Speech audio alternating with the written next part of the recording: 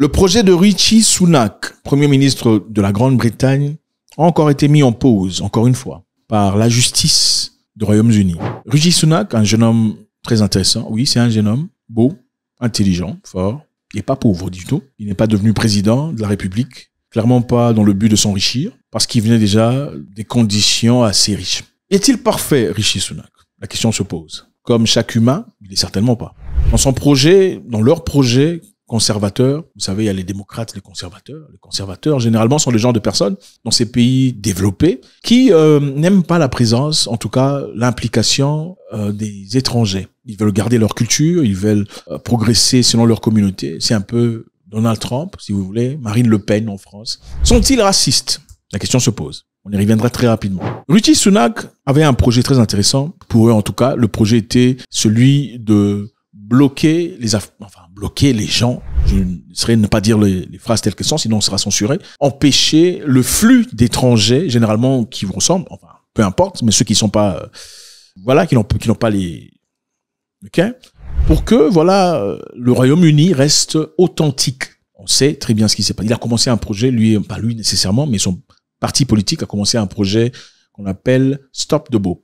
Stop the Boat, en français, c'est simplement arrêter le bateau. Pourquoi on a fait allusion à ça? On a fait allusion à ça parce que la plupart des gens qui veulent partir en Europe, généralement viennent en Europe, viennent en France, en Belgique, en Allemagne, en Espagne, mais souvent veulent partir en Grande-Bretagne. Pour quelle raison? Parce que naturellement, la Grande-Bretagne est une économie très forte. Et pour beaucoup de personnes, leur idée ou idéologie est telle que, en arrivant en France ou en Belgique, après avoir été au Nord-Pas-de-Calais, on peut facilement traverser la chaîne pour aller en Grande-Bretagne et avoir une vie meilleure. Est-ce vrai? Point d'interrogation, on ne le sait pas. Alors, comme ils avaient compris cela, qu'est-ce qu'ils ont fait? Ils ont commencé un programme qu'on appelle Stop the Boat. Stop the Boat, il s'agissait de bloquer chaque personne qui traversait à travers la Manche, depuis la France pour l'Angleterre. Chaque bateau serait arrêté et empêché d'avancer. Alors, ont-ils été efficaces? En tout cas, ils ont essayé. Ils ont réduit à un grand nombre l'importation pas légale des gens qui partaient en Grande-Bretagne sans nécessairement avoir les documents nécessaires. Pourquoi ils se plaignent? Ils se plaignent parce que ils sont en train de faire des dépenses à hauteur de 2 millions de dollars par jour pour entretenir vous et moi qui partons là-bas de manière pas invitée. Spending as a country £6 million a day housing illegal asylum seekers in hotels. That can't be right. I've committed to reducing that number, moving asylum seekers out of hotels, and that means we need to find alternative sites, and including barges like the one we've brought forward today. Alors ils se disent, c'est beaucoup trop d'argent. Ça c'est au minimum, beaucoup trop d'argent. Ils ont même commencé un programme où il fallait carrément bloquer les gens en Grande-Bretagne. Maintenant, le projet de Rishi Sunak et son équipe était celui d'envoyer les gens qui viennent de manière pas logique ou de manière pas acceptable, de le renvoyer au Rwanda. We've made progress, down by a third, but in order to fully solve this problem, we need a deterrent.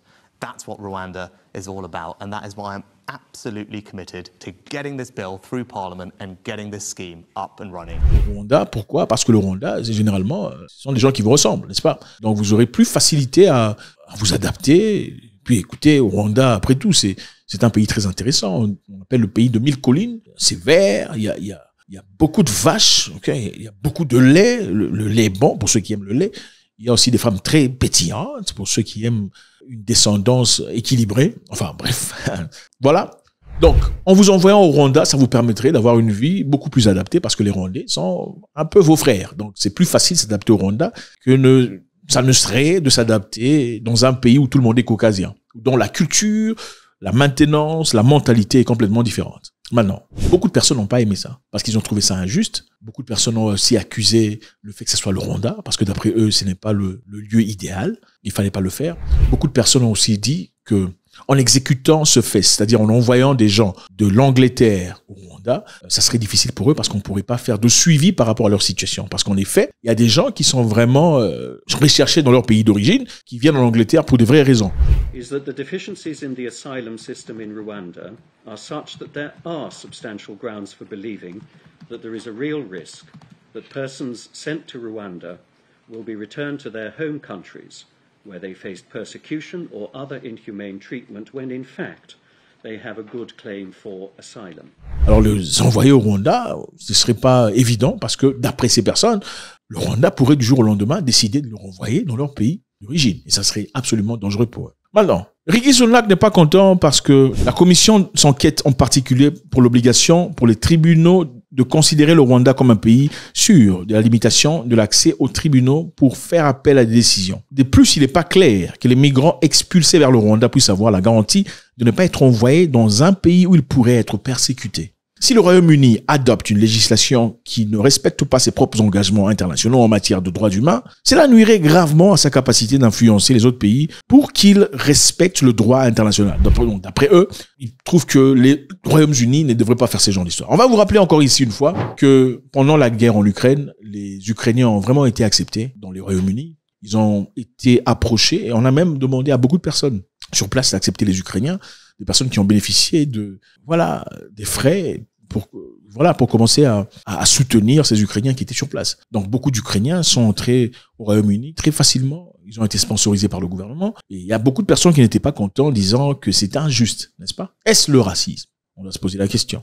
Est-ce du racisme? Bon, on a une compétition où il y a des enfants. Il y a votre enfant qui est aussi. On cherche l'enfant le plus intéressant ou le plus beau. Qui est-ce que vous choisirez parmi tous les enfants? Il y en a 7. Il y a votre enfant. Il y a l'enfant de votre cousin aussi. Vous choisissez lequel étant l'enfant le plus beau? Vous choisirez votre enfant, n'est-ce pas? Parce que tout le monde est biaisé comme ça. Chacun pense que son enfant, c'est le plus beau, le plus joli, le plus intelligent. On enlève votre enfant, on le met de côté. Il y a votre petit-neveu qui est là, et d'autres compétiteurs, 6 autres. On cherche l'enfant le plus intelligent, l'enfant le plus brillant, le plus beau. Vous choisirez qui dans cette compétition? Certainement, votre petit-neveu, n'est-ce pas? C'est ça la réalité. Donc les gens ont tendance naturellement à se choisir entre eux. Choisir ceux qui sont beaucoup plus proches d'eux. C'est ça, la réalité de la vie. Est-ce du racisme? Est-ce de l'injustice? Absolument pas. C'est de leur droit. Pourquoi un pays africain organisé n'accepterait pas non plus d'accepter d'autres Africains comme ça? C'est une grande question qu'il faut se poser. Maintenant, faudrait-il partir ou continuer à se forcer dans un pays où clairement on ne veut pas de vous? On ne veut pas de vous. On n'en veut pas. On a rendu difficile la possibilité d'avoir un visa. On a rendu difficile la possibilité d'avoir un visa d'étudiant. On commence à sélectionner seulement quand vous venez de certaines universités. Là, on vous accepte. Sinon, si c'est aussi pour un degree haut. Si ce n'est pas le cas, on vous encourage à aller étudier dans les meilleures universités d'Afrique qui sont pour la plupart en Afrique du Sud. D'ailleurs, je crois que les 3 premiers sont sud-africains. On a aussi refusé la capacité, parce que généralement dans le passé, quand une personne partait légalement pour aller travailler là-bas, on vous donnait aussi une possibilité de faire venir vos êtres chers, vos membres de famille, c'est-à-dire votre père, votre mère, ou peut-être votre femme, vos enfants. Maintenant, vous ne pouvez pas avoir des accompagnateurs comme ça, vous partez seul avec votre visa. Donc, jusqu'à quand faudrait-il forcer la main au racisme? N'arrive-t-il pas un moment où il faut se dire, bon, peut-être qu'il faudrait que je rentre à la maison, que j'améliore la maison. Je pourrais comprendre que votre maison soit complètement pourrie, chose qui est complètement réelle dans beaucoup de pays d'Afrique, où les gens ne peuvent pas réfléchir, incapables de faire des motions concrètes, normales, impossibles, incapacité de réflexion. Que faut-il faire? N'y a-t-il pas de pays à côté où ça marche? Si chez vous, ça ne marche pas, peut-être que chez les voisins, ça pourrait aller. C'est une opportunité pour vous d'aller chez le voisin et voilà, apporter quelque chose de positif. Les gens, généralement, ne veulent que des gens qui apportent des choses, qui avancent ces personnes. C'est ça.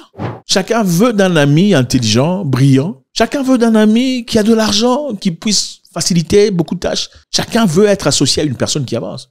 Disons, chez vous à la maison, vous avez des visiteurs et une personne se présente. Il ne fout absolument rien. Il mange, il boit, il prend la crème glacée des enfants, le biscuit, il mange, il est assis au salon en train de jouer à la télécommande pendant que les enfants essaient de regarder leur petit cartoon. Comment vous réagissez? Il n'apporte absolument rien. Il ne nettoie pas les assiettes, il ne fait absolument rien, même pas sa chambre, il n'apporte pas de l'argent. Que faites-vous? Vous en avez marre après un bout de temps, n'est-ce pas? Alors, devrions-nous être contre, disant voilà, ces gens sont racistes, ils sont méchants parce qu'ils ne veulent plus accepter des gens chez eux? Combien de personnes peuvent-ils accepter? On se pose la question. Beaucoup de personnes ne sont pas contents disant que Rishi Sunak est le fruit de l'immigration. C'est une personne, évidemment, qui n'est naturellement pas ce que beaucoup s'attendraient d'un Anglais. Mais comment ça se fait qu'une telle personne devienne quelqu'un d'aussi dur dans ses propos à l'égard des personnes qui certainement ont été dans des conditions ou qui sont dans des conditions très similaires aux conditions dans lesquelles ses parents étaient au moins dans le passé? Ah, écoutez, qui sommes-nous pour changer les cœurs des gens? Nous ne pouvons qu'être soit victimes, soit héros de nos propres vies. Maintenant, quels sont les choix qu'il faudrait faire? Faudrait-il faire des choses intelligentes? C'est-à-dire rester en Afrique, dans son pays natal, avoir des gens assez forts pour créer quelque chose. Ou peut-être partir dans un pays africain prochain où les gens seront beaucoup plus équilibrés, vous permettant ainsi d'avancer. Écoutez, vous n'êtes pas obligé nécessairement d'être dans l'endroit où vous pensez être pour avancer dans la vie. On peut aussi le faire quelque part ailleurs, mais quelque part où on est plus ou moins accepté. Merci infiniment les amis, ça a duré avec beaucoup de plaisir. Faites-moi savoir ce que vous en pensez.